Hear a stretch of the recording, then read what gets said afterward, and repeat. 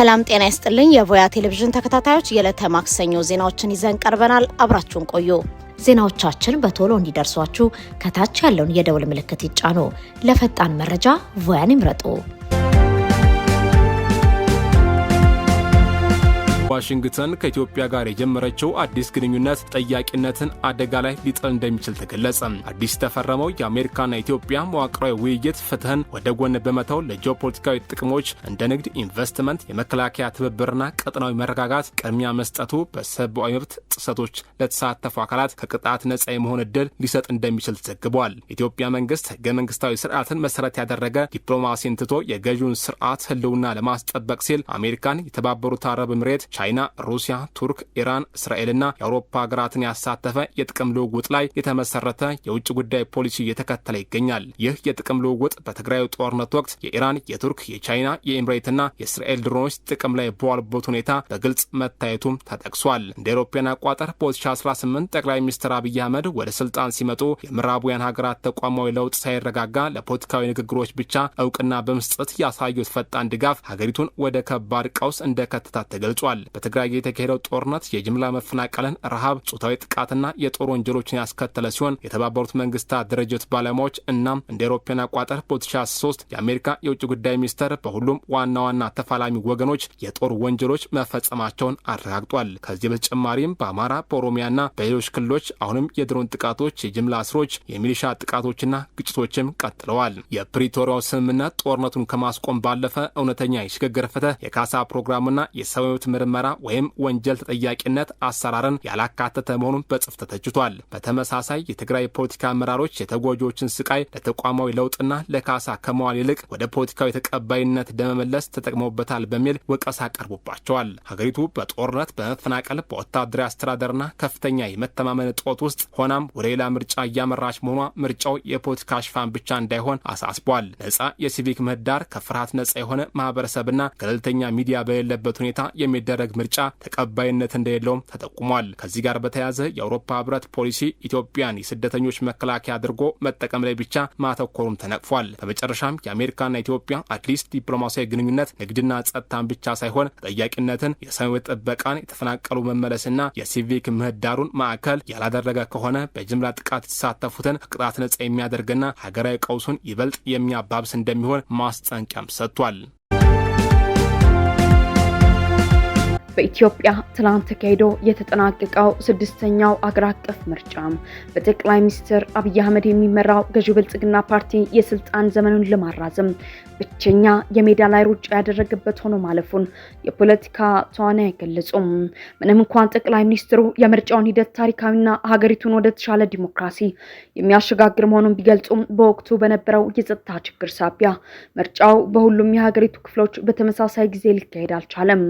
ከመርጫው ሂደት ራሳቸውን ካገለሉት ዋና ዋና የፖለቲካ ፓርቲዎች መካከል የኦሮሞ ነጻነት ግንባር ኦነግና የኦሮሞ ፌዴራሊስት ኮንግረስ ኦፌኮ በዋናነት ይጠቀሳሉ። የኦነግ አመራር የሆኑት አቶ ለሚ ቤንያ እንደገለጹት የኦሮሚያ ሕዝብ የዳር ድንበር፣ የማንነት፣ የፖለቲካና የኢኮኖሚ ጥያቄዎችን ይዞ ፓርቲያቸው በምርጫው መሳተፍ ሲገባው ድምጹን እንዲታፈን ተደርጓል። እንደ አመራሩ ገለጻ ፊንፊኔን ጨምሮ በድሬዳዋ፣ ሐረር፣ ኦሮሚያ፣ አማራና ቤንሻንጉል ጉሙዝ ክልሎች የነበራቸው መዋቅር የፈረሰ ሲሆን በርካታ አባሎቻቸውም ለስር ተዳርገዋል። መንግስት ከፍተኛ የሰብአዊ መብት ጥሰት እየፈጸመ ባለበትና ህዝቡ ከፍተኛ ማህበራዊ ቀውስ ውስጥ በገባበት ወቅት ገዢው ፓርቲ ከራሱ ጋር በሚወዳደርበት ምርጫ መሳተፍ አግባብነት የለውም በሚል ፓርቲያቸው ራሱን ማግለሉን አስረድተዋል። በተመሳሳይ በኦሮሚያ ክልል ሰፊ ህዝባዊ ተቀባይነት ያለው ኦፌኮ ምርጫውን በማቋረጥ ተመሳሳይ እርምጃ ወስዷል። የፓርቲው ሊቀመንበር ፕሮፌሰር መራራ ጉዲና ሂደቱን ዲሞክራሲን ለማስፈን ሳይሆን የፓርላማ ወንበር ለማግኘት የተደረገ ቲያትር ወይም ድራማ ሲሉ አጣጥለውታል። ለዚህም እንደማሳያ ያነሱት ከ547ቱ የፓርላማ ወንበሮች ውስጥ ከ350 በላይ በሚሆኑት ላይ ገዢው ፓርቲ ያለምንም ተወዳዳሪ ብቻውን መቅረቡን ነው። የፖለቲካ ምህዳሩን በከፍተኛ ደረጃ መጥበቡን የሚያስረዱት ፕሮፌሰር መራራ መንግስትን በተደጋጋሚ ቢጠይቁም ሰሚ በማጣታቸው ቢሮዎቻቸው ሙሉ በሙሉ በሚባል ደረጃ መዘጋታቸውና አባሎቻቸው መታሰራቸውን አብራርተዋል። አዲስ አበባ ላይ ሆነው 100 ኪሎ ሜትር ርቃ ወደምትገኘው አምቦ ከተማ ተጉዘው ከአባሎቻቸው ጋር ስብሰባ ለማድረግ እንኳን ያልቻሉበት ያፈና ድባብ እንደነበር አስታውሰዋል። ከዚህም በተጨማሪ ብሔራዊ ምርጫ ቦርድን ጨምሮ ሌሎች ተቋማት ገለልተኝነታቸውን ያጡና መቶ በሚባል ደረጃ በገዢው ፓርቲ ቁጥጥር ስር የወደቁ መሆናቸውን በመጥቀስ የምርጫውን ተአማኒነት ክፉኛ ተችተዋል። ተጠናቆ ያለፈው የምርጫ ገዢው ፓርቲ የስልጣን ዘመኑን ያራዘመበት ቢሆንም በዋና ዋና ተቃዋሚዎች ዘንድ ግን አፈና የነገሰበትና ገለልተኛ ተቋማት የጠፉበት መድረክ ተደርጎ በታሪክ ማህደር ሰፍሯል። ህወሓት ባዋቀረው አዲስ ካቢኔ 70% ስልጣን መቆጣጠሩን አስታወቀ።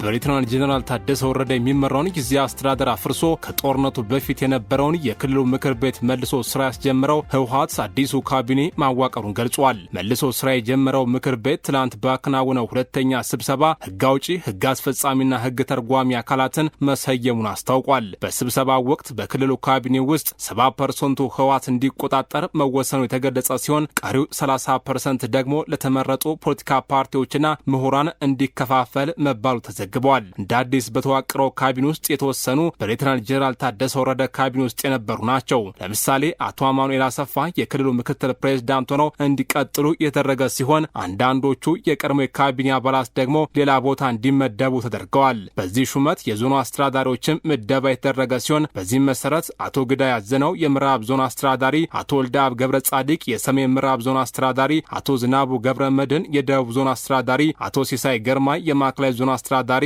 አቶ ከለሊ ሀጋዚ የደቡብ ምስራቅ ዞን አስተዳዳሪ፣ አቶ ፍስሐ ኃይሌ የምስራቅ ዞን አስተዳዳሪ በመሆን ተመድበዋል። ኢራን የኒውክሌር ጦር መሳሪያ ባለቤት መሆኗን የሚያመላክት ሚስጥራዊ መረጃ ወጣ። ሀገሪቱ ለአሜሪካ ከባድ ማስጠንቀቂያ መስጠቷ ተገለጸ። የቀድሞው የአሜሪካ የስለላ ተንታኞች ላሪ ሲ ጆንሰን እና ፔፔ ኤስኮባር ይፋ ያደረጉት እጅግ ሚስጥራዊና አሳሳቢ የመረጃ ሰነድ ኢራን የኒውክሌር ጦር መሳሪያ ባለቤት መሆኗን ወይም በቅርቡ እንደምትሆን አረጋግጧል። በግንቦት ወር 2026 የተፈጠረውን ቀጠናዊ ውጥረት ተከትሎ የኢራን ብሔራዊ ደህንነት ምክር ቤት በወሰነው መሰረት የሀገሪቱ ፕሬዝዳንት ማሱድ ፔስኪሻን በፓኪስታኑ ጠቅላይ ሚኒስትር ሸህባዝ ሻሪፍ እና የውጭ ጉዳይ ሚኒስትር ኢሻቅ ዳር በኩል ለአሜሪካው የውጭ ጉዳይ ሚኒስትር ማርኮ ሩቢዮ ጥብቅ ባለ 3 ደረጃ ማስጠንቀቂያ ልከዋል። አሜሪካ በኢራን ላይ የምታደርገውን ጥቃት የማታቆም ከሆነ ኢራን አሁን ከሚደረገው የኒውክሌር ሰላም ድርድር ወዲያውኑ እንደምትወጣ፣ የኒውክሌር ስምምነት ማዕቀፍን ሙሉ በሙሉ እንደምትተው እንዲሁም የመጨረሻ የኃይል ማሳያ እርምጃ እንደምትወስድ አስጠንቅቃለች። ይህ የመጨረሻ እርምጃ በኢራን ምድር ላይ የኒውክሌር ቦምብ ማፈንዳትን የሚያካትት ሲሆን ይህም ለጦርነት ሳይሆን ሀገሪቱ ያላትን ሉዓላዊ አቅምና በውጥረቱ ላይ ያላትን የቁጥጥር የበላይነት ለማሳየት ያለመ መሆኑ ተገልጿል። ይህ የኢራን ማስጠንቀቂያ በተለይም አሜሪካ በቀሽም ደሴትና ባንደር አባስ ላይ የፈጸመችውን ጥቃት ተከትለው የመጣ ነው። ማርኮ ሩቢዮ የጉዳዩን አሳሳቢነት በመረዳት ዋይት ሀውስ ሊወስድ ያሰበውን ተጨማሪ የኃይል እርምጃ ወዲያውኑ እንዲያቆም ማድረጋቸው ተዘግቧል። መረጃዎች እንደሚያሳዩት ኢራን ይህንን የኒውክሌር አቅም ያገኘችው በዚህ ዘርፍ የተረጋገጠ አቅም ካላት ሶስተኛ ሀገር ነው። የዚህ እርምጃ ዋና ዓላማ በፓኪስታን፣ ቻይና እና ሩሲያ ድጋፍ በመታገዝ እስራኤል ወደፊት በኢራን ላይ ጥቃት እንዳትሰነዝር ከፍተኛ ስጋት መፍጠር ነው። ይህ ውጥረት በዓለም አቀፍ ደረጃ ከፍተኛ የጂኦፖለቲካዊ ለውጦችን እያስከተለ ይገኛል። በእስራኤልና አረብ ሀገራት መካከል የተደረገው የአብርሃም ስምምነት በተግባር የፈረሰ ሲሆን ሳውዲ አረቢያ ሚስጥራዊ ድርድሮችን አቋርጣለች። ይበልጥ አሳሳቢው ደግሞ ኳታርና ኦማን የአሜሪካ ጦር ከ6 እስከ 9 ወራት ባለው ጊዜ ውስጥ ከሀገራቸው ወታደራዊ ጦር ሰፈሮች እንዲወጣ ዝግጅት እያደረገ መሆኑ ነው። ከዚህ ባለፈ አሜሪካን ያገለገለ አዲስ የሳውዲ አረቢያ፣ ፓኪስታን፣ ቱርክና ግብጽ የጸጥታ ትብብር የተገነባ መሆኑ ቀጠናዊ የኃይል ሚዛኑ ሙሉ በሙሉ እየቀየረው ነው።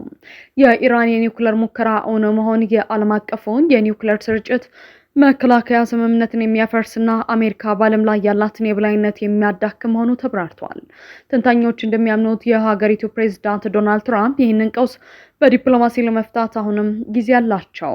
ነገር ግን ይህ ውሳኔ ለእስራኤል የሚሰጠውን ድጋፍ ማቋረጥን፣ ቤንጃሚን ኔታንያሁ በሊባኖስና በጋዛ የሚያደርጉትን ጦርነት እንዲያቆሙ ማስገደድን እንዲሁም በኢራን ላይ የተጣለውን ማዕቀብ ማንሳትን ይጠይቃል።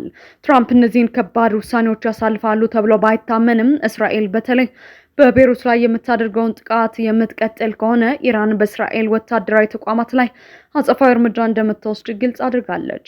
በአጠቃላይ የምዕራብ ዓለም አሁን ኢራን ከቻይናና ሩሲያ ጋር በመሆን የአሜሪካንን ጫናና ዛቻ እስከ መጨረሻው ለመቋቋም መዘጋጀቷን በተጨባጭ ሊቀበል እንደሚገባው ትንታኔው ያትታል። ጠቅላይ ፍርድ ቤት በድምፃዊ ቴዲ አፍሮ የስራ ባልደረቦች የዋስትና መብት ላይ ሊሰጥ የነበረውን ብይን ለነገ አሳደረ። የፌዴራል ጠቅላይ ፍርድ ቤት በድምፃዊ ቴዎድሮስ ካሳሁን ምክትል ስራ አስኪያጅና በሌሎች 3 ተጠርጣሪዎች የዋስትና መብት ላይ የፌዴራል ፖሊስ ባቀረበው የይግባኝ አቤቱታ ላይ ዛሬ ሊሰጥ የነበረውን ብይን መዝገቡን መርምሮ ባለማጠናቀቁ ምክንያት ለነገ ማሳደሩን ገልጿል። የህግ ክርክሩ መነሻ የሆነው የፌዴራል መጀመሪያ ደረጃ ፍርድ ቤት አራዳ ምድብ አንደኛ ጊዜ ቀጠሮ ችሎት በተጠርጣሪዎች ላይ በተደጋጋሚ የጊዜ ቀጠሮ መፍቀዱን ተከትሎ የተጠርጣሪ ጠበቆች ያቀረቡት አቤቱታ ነው። ጠበቆቹ በደንበኞቻቸው ላይ እየተፈቀደ ያለው የጊዜ ቀጠሮ አግባብነት የሌለው መሆኑንና በህግ መሰረት ዋስትና ሊፈቀድላቸው ይገባል በማለት ለፌዴራል ከፍተኛ ፍርድ ቤት ይግባኝ ጠይቀው ነበር። ይህንን የጠበቆች አቤቱታ የመረመረው ከፍተኛው ፍርድ ቤትም ተጠርጣሪዎች በዋስትና ከእስር እንዲለቀቁ ውሳኔ አስተላልፎ ነበር። በዚህ መሰረት የድምፃዊ ምክትል ስራ አስኪያጅ ማህሌት ሰለሞንና የሱፍ ያሲን እያንዳንዳቸው በ100 ሺህ ብር ዋስትና እንዲሁም በስቱዲዮ ጥበቃ ሆነው በህግ ቁጥጥር ስር የሚገኘው 2 የጥበቃ ሰራተኞች እያንዳንዳቸው በ50 ሺህ ብር ዋስትና እንዲለቀቁ ፈቅዶ እንደነበር ይታወሳል። የፌዴራል ፖሊስ ይህንን የከፍተኛ ፍርድ ቤቱን የዋስትና ውሳኔ በመቃወም ጉዳዩን ወደ ፌዴራል ጠቅላይ ፍርድ ቤት በይግባኝ ወስዶታል።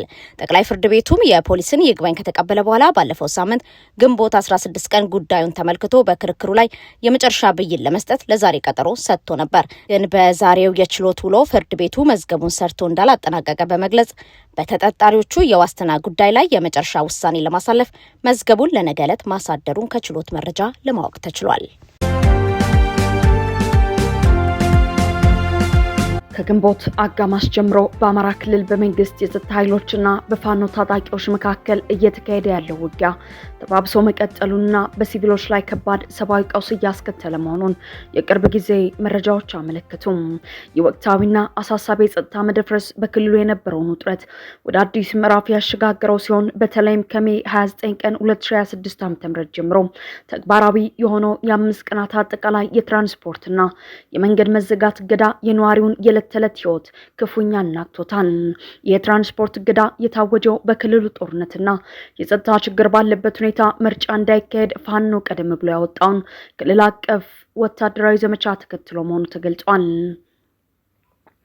የግጭቱ አድማስ እጅግ እየሰፋ መምጣቱን የሚያሳየው መረጃ ከሜ 25 እስከ 31 ባለው አንድ ሳምንት ውስጥ ብቻ ውጊያውና የሰብአዊ መብት ጥሰቶቹ በ11 የክልል ዞኖች ስር በሚገኙ ከ37 በላይ ወረዳዎችና ከተማ አስተዳደሮች መከሰታቸውን ያረጋግጣል። የአውዳሚ ግጭት በሰሜን ወሎ፣ ደቡብ ወሎ፣ ሰሜን ሸዋ፣ ምስራቅ ጎጃም፣ ምዕራብ ጎጃም፣ አዊ፣ ሰሜን ጎጃም፣ ደቡብ ጎንደር፣ ማዕከላዊ ጎንደር፣ ምዕራብ ጎንደርና ሰሜን ጎንደር ዞኖች እየተስፋፋ ሲሆን የጦርነቱ ጫና ድንበር ተሻግሮ በኦሮሚያ ክልል ሰሜን ሸዋ ዞን አካባቢዎችም መታየቱ የችግሩን አሳሳቢነት በጉልህ ያሳያል። የሁለቱ ኃይሎች መፋጠጥ ሚዛናዊነት በጎደለው መልኩ በንጹሃን ላይ የሞትና የመቁሰል አደጋን እያስከተለ ይገኛል። በዚህ የጦርነት ሂደት ውስጥ የንጹሃን ዜጎች ህይወት ማለፍ እጅግ አሳዛኝ ክስተት ሆኖ ቀጥሏል። በሰሜን ሸዋ ቀወት፣ በምስራቅ ጎጃም እናርጅና ውጋና ጎንቻ ሲሶ፣ እነሴ እንዲሁም በማዕከላዊ ጎንደር ወረዳዎች የሲቪሎች ሞትና ጉዳት ተመዝግቧል። ከዚህም በተጨማሪ በኦሮሚያ ክልል ሰሜን ሸዋ ዞን ወረዳ ጃርሶና በምስራቅ ወለጋ ኪረም ወረዳዎች ተጨማሪ የንጹሃን ጉዳት መድረሱ ተዘግቧል። ይበልጥ አሳሳቢ ሆኖ ደግሞ በደብረ ብርሃን ከተማና በሌሎች የሰሜን ሸዋ አካባቢዎች የታየው የድሮን ወይም ሰው አልባ አውሮፕላን እንቅስቃሴ ሲሆን የአውዳሚ ሊሆን የሚችል የቴክኖሎጂ አጠቃቀም በነዋሪዎች ዘንድ ከፍተኛ ስጋትና ፍርሃትን ፈጥሯል። ከጦርነቱ ጎን ለጎን የዜጎች መብት ጥሰት ሌላኛው አሳሳቢ ገጽታ ሆኗል። በደቡብ ወሎ አምባሰል፣ በሰሜን ሸዋ ኤፍራታና ግድም እንዲሁም በምስራቅ ጎጃማ ደብረ ማርቆስ ከተማ ሰፋ ያሉ እስሮችና እገታዎች መፈጸማቸው ተዘግቧል። ተመሳሳይ የእገታ ድርጊቶች በኦሮሚያ ወረዳ ጃርሶ ወረዳ መታየታቸው ቀውሱ ምን ያህል ውስብስብና የዜጎችን ደህንነት አደጋ ላይ የጣለ መሆኑን ያመላክታል። በአጠቃላይ በመንግስት ኃይሎችና በፋኖ ታጣቂዎች መካከል ያለው ይህ እያደገ የመጣ ወታደራዊና ፖለቲካዊ ውጥረት የዜጎችን በህይወት የመኖር የመንቀሳቀስና ደህንነታቸው ተጠብቆ የመኖር መሰረታዊ መብቶች ክፉኛ እየተፈታተነ ይገኛል። በኢትዮጵያ የ1 ቢሊዮን ዶላር የዩሮ ዕዳ ዙሪያ የተደረገው ድርድር በመጨናገፉ አበዳሪዎች ክስ ለመመስረት እያሰቡ ነው። የኢትዮጵያ መንግስት አቋርጦ በነበረው የ1 ቢሊዮን ዶላር የዩሮ ዕዳ ማሻሻያ ዙሪያ ከአበዳሪዎች ጋር ሲያደርገው የነበረው ድርድር ከስምምነት ላይ መድረስ ባለመቻሉ የዩሮ ቦንድ ባለቤቶች ማለትም አበዳሪዎች ህጋዊ እርምጃ ለመውሰድ እያሰቡ መሆኑን አስታወቁ። የኢትዮጵያ የዩሮ ቦንድ ባለቤቶች ኮሚቴ ሰኞ ሰኔ 1 ቀን እንዳስታወቀው በታህሳስ 2023 እንደ አውሮፓውያን አቆጣጠር ኢትዮጵያ መክፈል ባቆመችው የዩሮ ቦንድ ዕዳ ዙሪያ የተደረገ የፋይናንስ ድርድር አቋራጭ በማጣቱ ምክንያት አንዳንድ የኮሚቴው አባላት መብታቸውን ለማስከበር በህግ አግባብ ለመጠየቅ አስበዋል። የግል አበዳሪዎች ቡድን ባወጣው መግለጫ በቅርቡ ከተደረጉት ውስን ውይይቶች ተጨባጭ ውጤት ባለማግኘቱ አባላቱ በ2024 የሰነድ ስምምነት መሰረት መብታቸውን ለማስከበር በእንግሊዝ ፍርድ ቤት ክስ ለመመስረት ማቀዳቸውን ገልጿል። ይህ ውሳኔ የተሰማው የኢትዮጵያ መንግስት አዲስ የተሻሻለ የዕዳ መዋቅር የመፍትሄ ሀሳብ አቅርቦ በዩሮ ቦንድ ባለቤቶች ወዲያውኑ ውድቅ መደረጉን ተከትሎ ነው። ኮሚቴው የቀረበው አዲስ ሀሳብ ለጋራ የዕዳ መዋቅር ስምምነት አዋጪ መሰረት እንደማይሰጥ ገልጾ ይሁን እንጂ ሌሎች አማራጭ መፍትሄዎች ለመመልከት አሁንም በሩ ክፍት መሆኑን አክሎ አብራርቷል። ከዚህ ቀደም በጥር 2026 እንደ አውሮፓውያን አቆጣጠር ኢትዮጵያ ይህንን ብቸኛ የዩሮ ዕዳዋን ለማዋቀር ከግል አበዳሪዎች ጋር በዋና ዋና የፋይናንስ ውሎች ላይ በመርህ ደረጃ ስምምነት ላይ ደርሳ ነበር። ነገር ግን ይህ ስምምነት የዕዳ አያያዝ በተመጣጣኝነት መርህ ሙሉ በሙሉ አያሟላም በሚል በምስራቅ አፍሪካዊቷ ሀገር ይፋዊ አበዳሪዎች ኮሚቴ ኦሲሲ ውድቅ ተደርጓል። በፓሪስ ክለብና በቡድን 20 የሚተገበረው ይህ መርህ አንዲት ተበዳሪ ሀገር ከይፋዊ አበዳሪዎች ከምታገኘው የተሻለ የዕዳ ማቅለል ስምምነት ከሌሎች የግልም ሆነ የሁለትዮሽ አበዳሪዎች ጋር እንዳታደርግ የሚከለክል ነው። የዚህ መርህ አለመሟላት አዲስ አበባ ከሁሉም አበዳሪዎች ተመጣጣኝ የሆነ አያያዝን ለማግኘት ስትል በየካቲት ወር ከዩሮ ቦንድ ባለቤቶች ጋር ድርድሩን እንደገና እንድትጀምር አስገድዷታል። ሀገሪቱ ላይ የተደራረበው የውጭ ዕዳ አሁንም አሳሳቢ ሆኖ ቀጥሏል። በተከታታይ ለ6 ዓመታት በተከሰተው ድርቅ፣ በኮቪድ-19 ወረርሽኝ እንዲሁም በህዳር 2020 በፌዴራል መንግስትና በትግራይ ክልል መካከል በተቀሰቀሰው ጦርነት ክፉኛ የተጎዳው የኢትዮጵያ ኢኮኖሚ ገና በታህሳስ 2023 የዩሮ ቦንድ ዕዳዋን ከማቋረጧ በፊት 2021 በቡድን 20 የጋራ ማዕቀፍ ስር ሰፊ የውጭ ዕዳ ማዋቀር ጥያቄ እንድታቀርብ አድርጓት ነበር። ሆኖም በእነዚህ ግጭቶችና ተግዳሮቶች ምክንያት የዕዳ ማቅለሉ ሂደት እጅግ አዝጋሚ ሆኖ ቆይቷል። ሀገሪቱ ከይፋዊ አበዳሪዎች ጋር የ8.4 ቢሊዮን ዶላር ዕዳን ለማዋቀር የመጨረሻ ስምምነት ላይ የደረሰችው በሐምሌ 2025 ነበር። የመንግስት መረጃዎች የሚያመለክቱት ይህ ስምምነት ለመሰረታዊ የህዝብ ኢንቨስትመንት ፕሮጀክቶች ከ3.5 ቢሊዮን ዶላር በላይ ነጻ ያደርጋል ተብሎ ይጠበቃል። ዓለም አቀፍ የገንዘብ ተቋም አይኤምኤፍ በሐምሌ 2024 ባወጣው ግምት የኢትዮጵያ አጠቃላይ የውጭ ዕዳ 28.9 ቢሊዮን ዶላር መድረሱን የጠቆመ ሲሆን ከዚህ ዕዳ ውስጥ ከግማሽ በላይ የሚሆነው እንደ አይኤምኤፍ፣ የዓለም ባንክና የአፍሪካ ልማት ባንክ ላሉ የባለብዙ ወገን ተቋማት የሚከፈል ነው። ቀሪውን ከይፋዊ አበዳሪዎች ከሚፈለገው 12.4 ቢሊዮን ዶላር ዕዳ ውስጥ ደግሞ ቻይና 7.4 ቢሊዮን ዶላር በመያዝ ቀዳሚውን ድርሻ ስትወስድ፣ ሳውዲ አረቢያ ደግሞ ከ1 ቢሊዮን ዶላር በላይ በመያዝ ትከተላለች።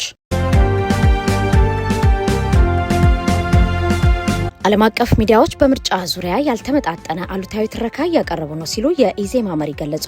የኢትዮጵያ ዜጎች ለማህበራዊ ፍትህ ፓርቲ መሪ የሆኑት አቶ ኢዮብ መሳፍንት ዓለም አቀፍ ሚዲያዎች ከምርጫው በፊት ያልተመጣጠነ አሉታዊ ትርክት እያቀረቡ መሆኑን በመግለጽ ወቀሱ።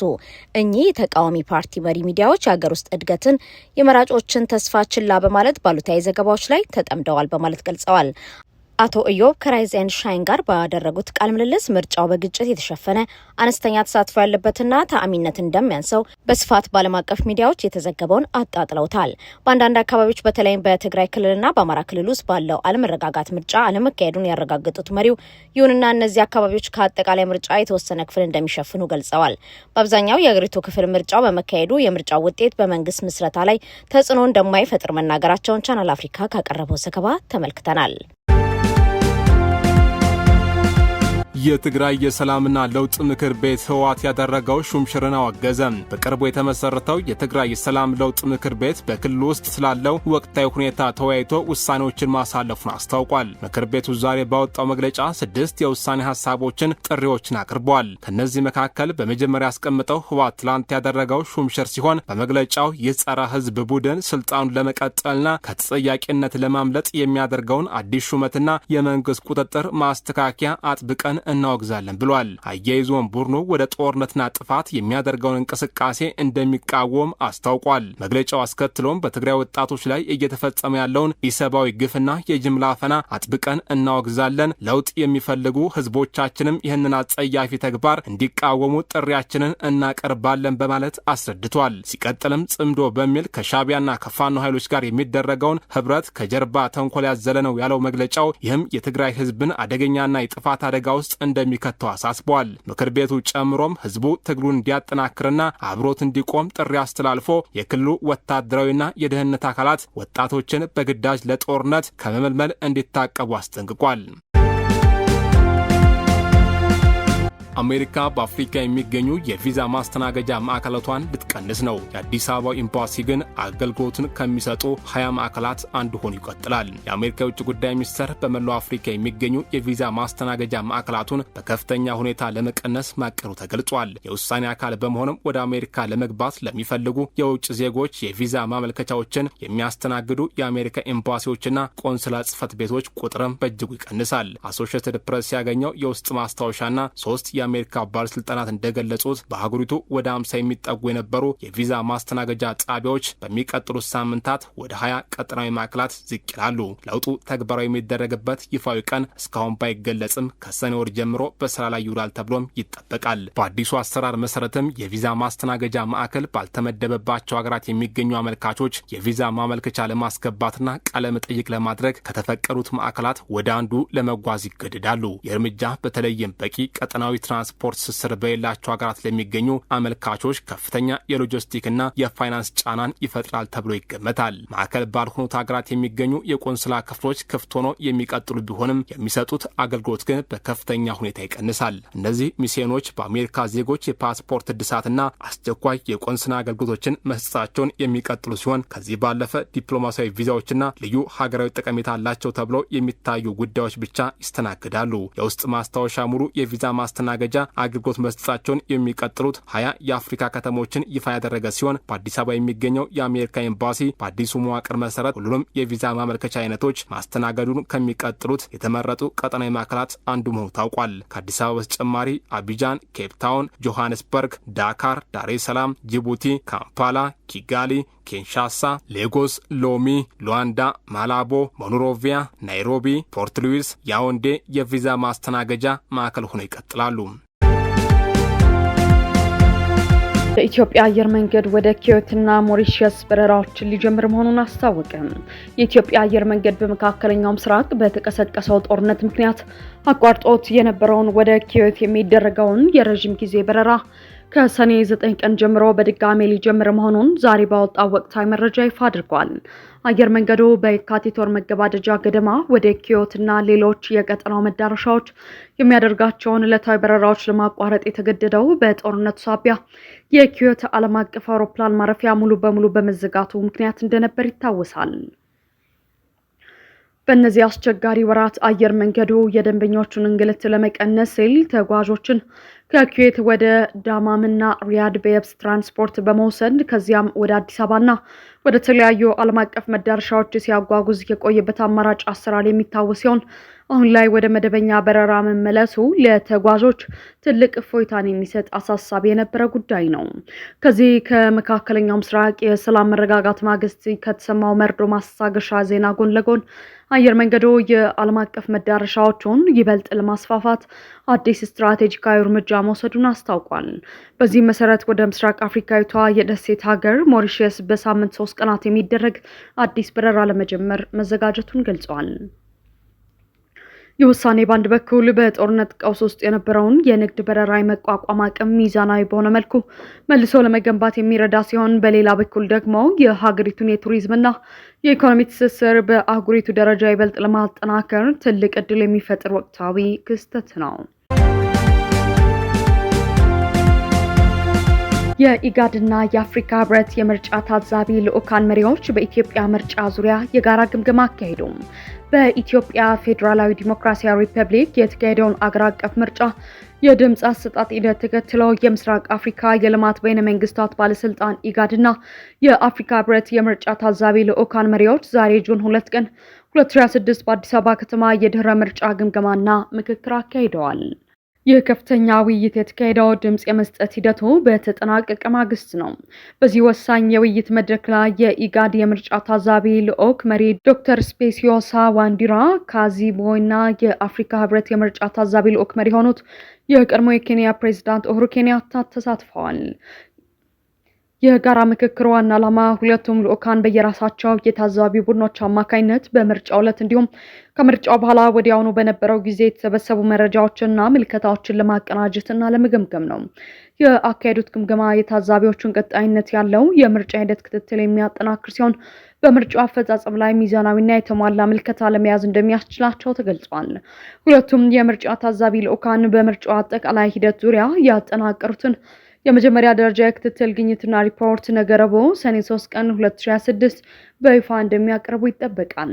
ይህ ሪፖርት የዘንድሮን የኢትዮጵያ ምርጫ ነጻነት፣ ፍትሐዊነትና ተአማኒነት በዓለም አቀፉ ማህበረሰብ ዘንድ ለመመዘን ከፍተኛ ትኩረት ተሰጥቶት የሚጠበቅ ጉዳይ ሆኗል። በአሁኑ ወቅት ወደ ሩብ ማለትም 25 በመቶ የሚጠጋው የኢትዮጵያ መሬት ለጉዳትና ለመራቆት መዳረጉን አንድ አዲስ የጥናት ሪፖርት አመለከተ። ይህንን ችግር ለመቅረፍ ማህበረሰቡን ያሳተፈና አነስተኛ ወጪ የሚጠይቁ መፍትሄዎች ተስፋ ሰጪ ውጤት እያሳዩ መሆኑ ተገልጿል። ከ25 ዓመታት በላይ ልምድ ባላቸው ከፍተኛ ተመራማሪ ወልዴ መኩሪያ የቀረበው ይህ ጽሑፍ እንደሚያመለክተው መሬት ሰብል የማብቀል እጽዋት የመሸከምና ውሃ የመያዝ ጥራቱ እያጣ ይገኛል። ለዚህ ችግር በዋነኝነት የደን መጨፍጨፍ፣ ከመጠን በላይ መጠቀምና ደካማ የመሬት አያያዝ የመሳሰሉ የሰው ሰራሽ ጫናዎች በምክንያት ይጠቀሳሉ።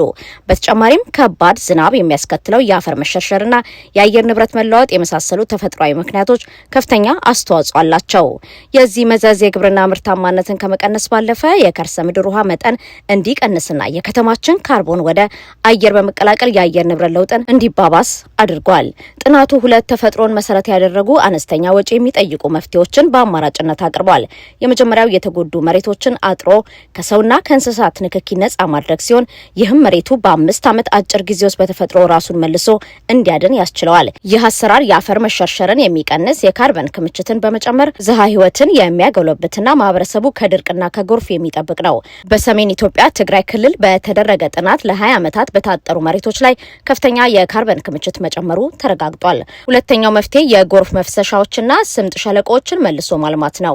በደቡብ ኢትዮጵያ በተደረገ ሙከራ ጥልቅ የጎርፍ መፍሰሻዎችን በአካባቢው የሚገኘው አፈር፣ ድንጋይ፣ ሳርና ዛፎችን በመጠቀም በአነስተኛ ወጪ መሙላት ተችሏል።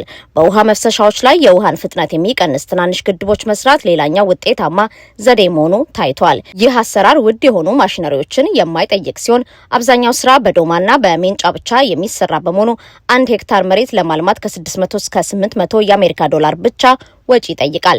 በኢትዮጵያ ውስጥ 90 በመቶ የሚሆነው የአገሪቱ ሰብል የሚያመርቱ ከ15 ሚሊዮን በላይ አነስተኛ አርሶ አደሮች ይገኛሉ። መሬትን መልሶ የማልማት ስራ ውጤታማ የሚሆነው ማህበረሰቡ በጋራ ሲያቅድ፣ አካላዊ ስራውን ሲሰራና የረጅም ጊዜ ቁርጠኝነት ሲኖረው ብቻ መሆኑን የጥናቱ ውጤት አረጋግጧል።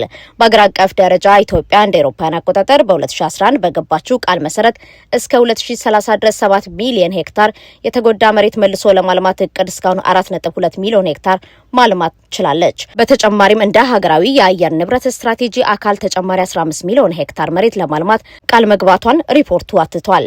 ትክክለኛ ፖሊሲዎችና ተከታታይ የፋይናንስ ድጋፍ ካለ እነዚህ አካሄዶች መሬትን ከመታደግ ባለፈ የአየር ንብረት ለውጥን ለመቋቋም ትልቅ አቅም እንደሚፈጥሩ ተመላክቷል።